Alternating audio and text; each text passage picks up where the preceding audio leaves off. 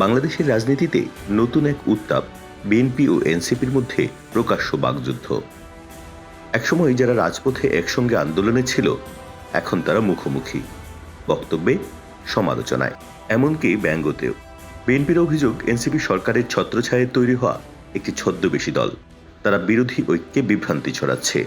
অন্যদিকে এনসিপি বলছে বিএনপি জনবিচ্ছিন্ন হয়ে পড়েছে, জনগণের প্রকৃত প্রতিনিধিত্ব এখন তারা করছে।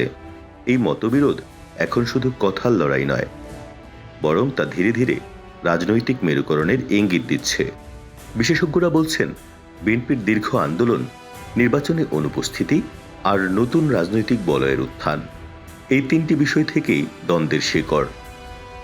নাগরিক সমাজ ও তরুণ প্রজন্মের একাংশ যাদের নতুন মুখ চাই, তারা এনসিপির মতো দলগুলোর দিকে তাকাচ্ছে। ফলে বিএনপির মধ্যে চাপ তৈরি হচ্ছে।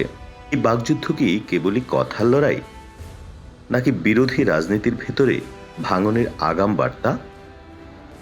এখন সময়ই বলে দেবে কিভাবে এই দ্বন্দ্ব রূপ নেবে আগামীর রাজনীতিতে।